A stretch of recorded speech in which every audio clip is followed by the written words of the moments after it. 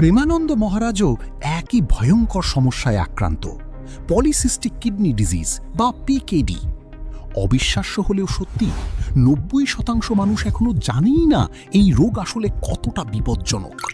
চলুন আজ খুব সহজ ভাষায় পুরো বিষয়টা বুঝে নিই। মানুষ সাধারণত ভাবে কিডনির সমস্যা মানেই শুধু ব্যথা, কিন্তু পিকেডি এটা একদম নিঃশব্দে ভিতর থেকে কিডনিকে ধ্বংস করতে থাকে। আর সবচেয়ে ভয়ঙ্কর ব্যাপার হলো, অনেক মানুষ বুঝতেই পারে না তাদের শরীরের ভিতরে আসলে কি চলছে।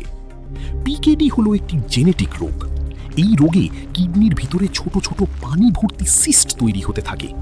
শুরুতে সেগুলো ছোট থাকে, কিন্তু ধীরে ধীরে সিস্টগুলো বড় হতে শুরু করে, আর তখন কিডনি তার স্বাভাবিক কাজ হারাতে থাকে। সবচেয়ে বিপজ্জনক বিষয় হলো, শুরুতে প্রায় কোনো লক্ষণই দেখা যায় না, তারপর হঠাৎ করেই দেখা দেয় পিঠে তীব্র ব্যথা, হাই ব্লাড প্রেশার, প্রস্রাবে রক্ত আর অস্বাভাবিক ক্লান্তি। অনেক সময় রোগটা ধরা পড়ে তখনই যখন কিডনি ইতিমধ্যেই মারাত্মকভাবে ক্ষতিগ্রস্ত। আর সবচেয়ে শকিং সত্যিটা জানেন, এই রোগ পরিবার থেকেও ছড়াতে পারে।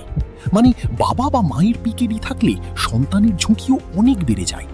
আর দুঃখের বিষয় হলো, এখনো অসংখ্য মানুষ জানেই না তারা নিজেরাই এই রোগ বহন করছে।